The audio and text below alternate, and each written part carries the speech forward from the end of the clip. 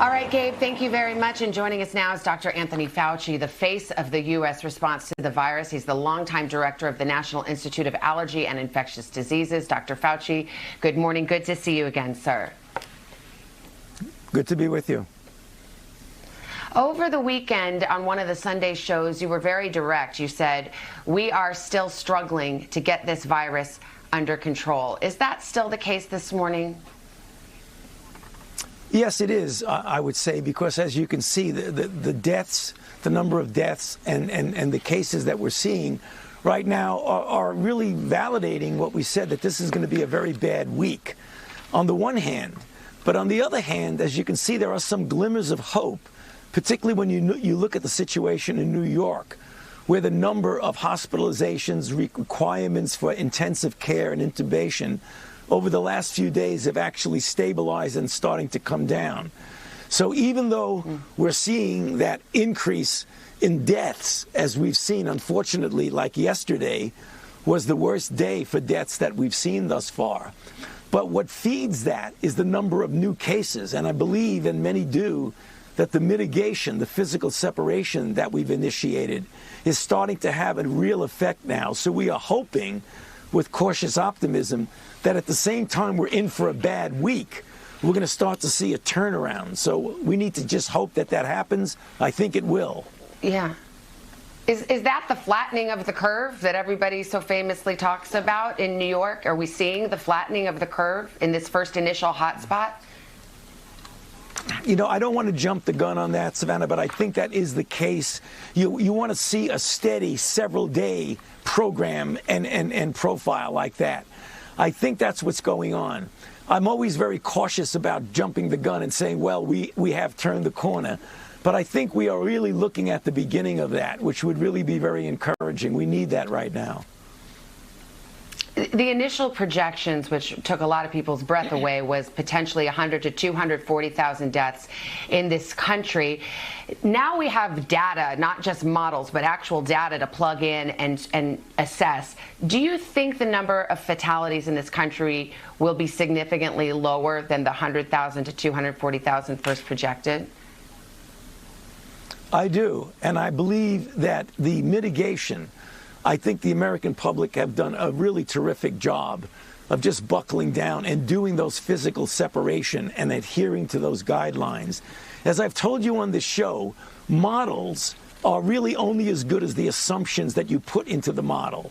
But when you start to see real data, you can modify that model. And the real data are telling us that it is highly likely that we're having a definite positive effect by this mitigation things that we're doing, this physical separation.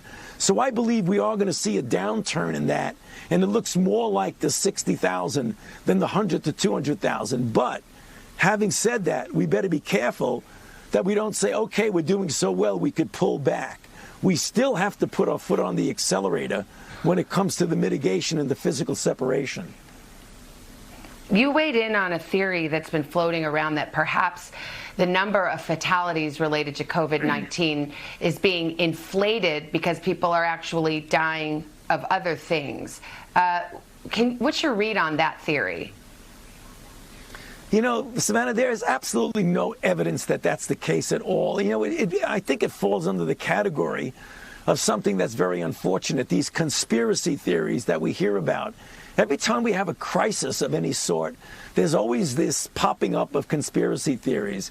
I think the deaths that we're seeing are coronavirus deaths, and the other deaths are not being counted as coronavirus deaths. On the flip side of that, do you think there's a potential that we're undercounting coronavirus deaths? Because unfortunately, we've seen it in New York. Some people are dying at home, and there has been a persistent lack of testing. That's a good point. I think there's more of a chance of missing some that are really coronavirus deaths that are not being counted. But I don't think that number is significant enough to really substantially modify the trends that we're seeing at all. Okay, let's talk about an antibody test. So I'm not the doctor, you are, but as I understand it, this would be a blood test that would tell people if they've ever had coronavirus. Important because so many people are showing no symptoms at all and may not even know that they have it. How close are we to having that blood test, that antibody test? And are you confident that we'll be able to test massively in a widespread fashion so that people can return to society? Good questions, Savannah. Yes, the antibody tests are developed. There are several out there. Some are validated to show that they're consistent, and others are in the process of being validated. We are told by the people, the companies that make them, that very soon, when they say soon, they're talking days to weeks, that we'd be able to have a large number of these tests available. And you're right, what they do, they don't tell you whether you are infected, they tell you whether you have been infected.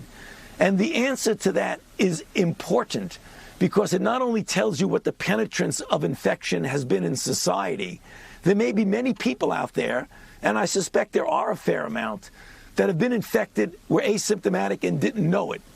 You can figure that out because people will have an antibody positivity and yet did not get sick. The other thing that's important is that it is likely, though we need to prove it, that once you've been infected and you have an antibody profile, that you are very likely protected against subsequent challenge to the same virus, which means you may have a cohort of people who are actually protected, who have more of a chance of getting back into the normality of society. And they will be very important. It's very important to know that regarding healthcare workers, because they are the most vulnerable. And if they're protected, they can do their job much better. Do you envision some scenario in which you attempt to have every American take this antibody test, and on that basis, they're permitted or not permitted to go back into society? You know, something approaching that, Savannah, I'm not so sure it's every American, but I think when we get to the serosurveillance studies, which would be really flooding the society with the availability of the test, I think something akin to what you're saying is possible. Let's end on a note. I heard you say in an interview, and you've said a couple times, that we may never really return to the normal life that we once had before coronavirus. But in particular, you said you're not sure we should be shaking hands anymore at all. I like a fist bump as much as the next guy, but are you really suggesting that maybe handshakes should be a thing of the past in our culture?